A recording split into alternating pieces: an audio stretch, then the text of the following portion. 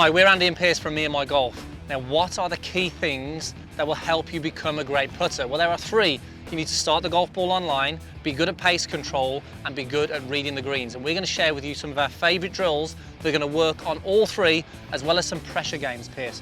Calibration station is the first one. Talk us through this. How's it going to help? Okay, there's a few ways of doing this. We've got the towel down on the ground here. You can use alignment sticks, or you can use just T-pegs and a Sharpie line.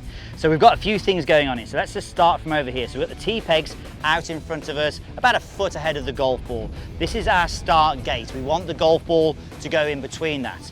You'll also notice by the side of the golf balls, I've got two T-pegs either side of the putter head. Now this is to stop me. If I hit the ball out the heel, I'll hit the outside tee. If I hit the ball out the toe, I'll hit the inside tee. So again, it's only going to allow me to hit the golf ball out of the centre of the putter.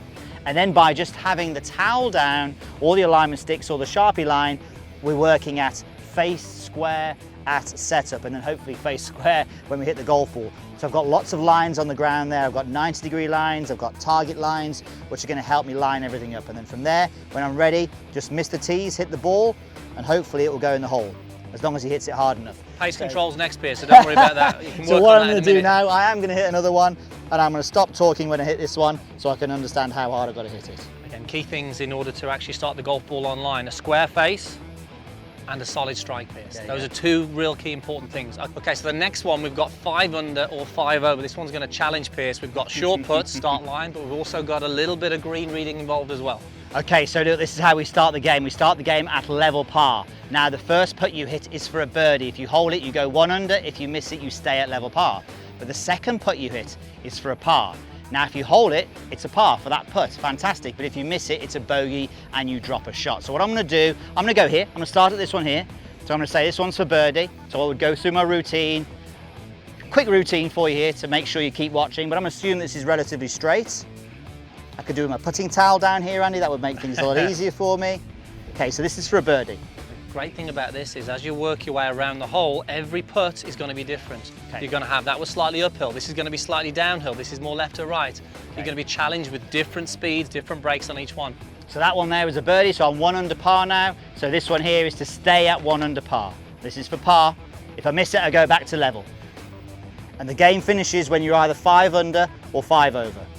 There should be a little bit of left to right on this one. There's actually a lot of left to right on this one. So that means that I've bogeyed the hole, so I now go back to level par. As I say, you don't want to watch me play this whole game because it could take a long time for me to get to 5 over or 5 under. You get to 5 over pretty quickly, I think. Okay. The next one is the ladder drill. This is really, there's a little bit of line involved in this one, but this is really all about pace putting and lag putting. And we're going to start, Pierce, roughly about 20 feet to 20 work feet. our way back. Yeah, so 20 foot, and then we've got 5 foot intervals working back. So 20, 25, 30, 35, 40. And what the objective is here, you'll notice by the hole, we've got a couple of golf clubs either side of the hole. So basically all we did is we laid down the putter across the middle of the hole, and we created a letter H by putting wedges either side of the putter. We move the putter out of the way, and that is my zone there. So I've kind of got a box to hit the golf ball in. And don't worry about the fact that you're a little bit short. 1.5 foot short on a 20-foot putt is fine, because that means you're going to knock the next one in. The stats are very much aligned that once you get over 20 foot, it's hard to 2-putt. Avoid the 3 putts. That's Avoid what the this 3 is all putts. about. The PGA Tour players aren't making that many from 20 feet. So what I'm going to do on this one thing to notice when I hit these putts, as I work my way back up those 5 putts, you'll notice the length of my backstroke actually changes. I'll let Andy go through that whilst I concentrate on this highly skilled game. Yeah, if you focus, yeah. No, Okay. What Pierce mentioned there about just varying the length of stroke. What the amateurs that we coach often do is they work their way back, don't change the actual length of the stroke, they force the acceleration. Not about just one in there. Ooh. They force the acceleration. The key thing is really just allowing the length of the stroke to produce the speed, and that's what's going to help dial in that touch, that feel, and that pace control. That's pretty good there, Pierce. We're going to make him do all 5 to see how good he is. I think I got the line wrong on that one. You got the line wrong on that one. Okay, the pace was That pretty would have good. been okay, I think. The line was wrong. Maybe you need to read the Maybe line I should on start this one, reading Pierce. them, yeah. But yeah, the only thing that changes as you work back doing this drill, notice that the length of the swing changes, keep the pace pretty even.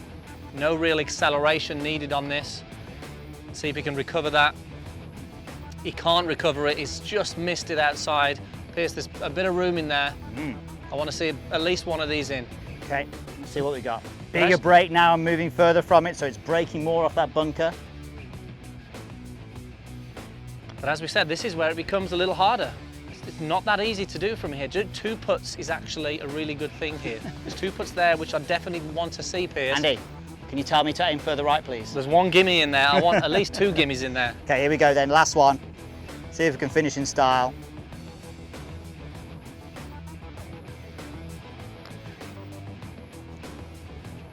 Definitely aim further right, but there's still a big break there. Oh, the pace was beautiful.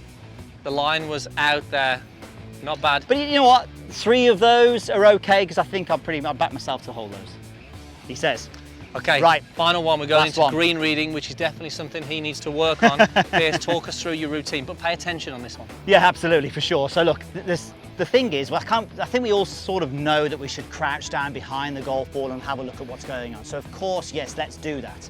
But let's actually go on a little bit of a journey using our feet, using our eyes to notice what we feel and what we see. So as I'm walking here to the ball and past the golf ball, I already know that I'm walking downhill. I've got an indication from looking behind there it was left to right, but I know that I'm walking downhill in this area here. So that definitely feels downhill. I definitely feel my left foot higher than my right foot. So I have all these indications now to tell me that I've got left to right, downhill, but maybe then flattening out a little bit at the hole as far as the slope is concerned. So straight away now, yes, I know I've got to aim left, but obviously I need to now match what I felt in my feet as regards the downhill. Now, I can stand over where Andy is and crouch down there as well, that's absolutely fine. But again, I always like to get golfers to work on using their feet when they're hitting their putts and reading their putts. This is where routine now is the most important thing. Piers needs to be able to look at the pace. He needs to be able to get the ball starting online here and use his green reading skills to package it all together to see if he can do it. You can see he's taking his time on this. So the key from this is here, I need to understand what my aim is. So I'm just going to get my aim. I've got that out there to the side of the hole. So I'm going to aim my putter to the side of the hole. Okay, take my setup, and then from there, now my aim is done.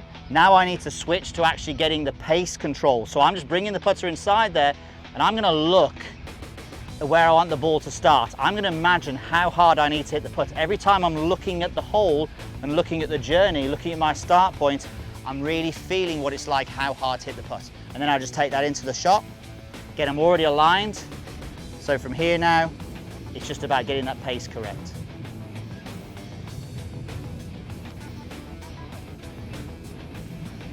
And that's not too bad. I would take, again, I'm at 20 plus feet here. It's a little bit short, maybe it was a little bit under red, but at least I've got a chance of knocking that putt in. And it was definitely a little bit better than those ones there. Yeah, that was a little disappointing, Piers, but I've seen you do better. I didn't read them, did I? So we hope that was useful to you. Remember to have a go at those next time you're out on the putting green, and for more coaching and tips for your game, make sure to subscribe to Golf Galaxy and follow the rest of the socials. Thanks for watching.